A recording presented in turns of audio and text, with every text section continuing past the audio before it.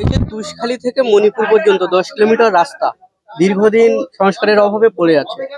আজকে দেখা যাচ্ছে যে সমস্ত ইউনিয়নের লোকজন তারা রিক্সা বন্ধ রেখেছে। একজন সাধারণ মানুষ হিসেবে কি বলবেন, কতখানি অস্বস্তির মুখে পড়ে? সবচেয়ে সমস্যার কথা যেটা হচ্ছে, আমি যখন নিজে চলি এই রাস্তায়, সেই রাস্তায় অসুস্থ হয়ে যাওয়ার মতো উপক্রম আমার, এবং আমি অনুভব করি যিনি ভ্যান চালাচ্ছেন তিনি কি পরিমাণে অসুস্থ হতে পারেন, তার গাড়িটা কি পরিমাণে নষ্ট হয়ে যেতে পারে, এবং তার পরের দিনের খাবারটা যোগানটা কিভাবে বন্ধ হয়ে যেতে পারে।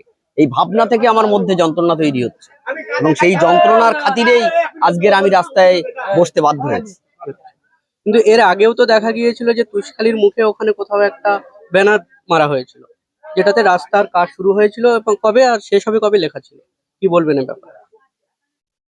অনেক ব্যানার আমরা এই রাস্তাকে কেন্দ্র করে বা অন্য কোনো প্রকল্পকে কেন্দ্র করে দেখতে পাচ্ছি, কিন্তু তার ফ্রুটফুল কোনো কাজ, চেহারা ইত্যাদি দেখতে পাচ্ছি না। বিশেষত আইলার পরের থেকে এই রাস্তা সংস্কারের কোন রকম কোনো ঘটনা একবার হয়েছিল মনে আছে, তারপরে আজকের প্রায় 13 বছর হতে চললো, 12 বছর শেষ হয়ে গেছে, কোনো সংস্কারের কথা আমরা অন্তত দেখিনি, বলিনি, জানিনি, শুনিনি, এবং সাধারণ মানুষও কিন্তু এই মুহূর্তে কোনো কিছু সেই রকম দেখতে পাচ্ছেন না। এবং সেই যন্ত্রণা আজকে রাস্তায় এসে দাঁড়িয়েছে যে তারা কি অবস্থার মধ্যে প্রতিদিন দিন গুজরান করছে।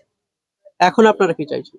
আমরা চাইছি, সমস্ত মানুষ ঐক্যবদ্ধভাবে চাইছে, গ্রামের মানুষ, আজকের ভ্যান চালক ভাইরা সামনে আছে এটা আমরা দেখতে পাচ্ছি, কিন্তু গ্রামের মানুষ এই ভ্যান চালক ভাইদের সঙ্গে তাদের পাশে আছে, তাদের সমর্থন জানায়। আমরা সাধারণ নাগরিক, আমাদের পলিটিক্যাল আলাদা আইডেন্টিটি থাকলেও কোনো রকম কোনো ছুত মার্গের জায়গাতে না গিয়ে সর্বসাধারণ সব মানুষের পক্ষ থেকে কথা অবশ্যই স্বীকার করতে হবে যে এনাদের পাশে থেকে লড়াইটা আরো তীব্র করতে হবে, যতক্ষণ না পর্যন্ত এটা কমপ্লিট একটা জায়গাতে সুস্থ অবস্থার মধ্যে আমরা ফিরতে পারছি।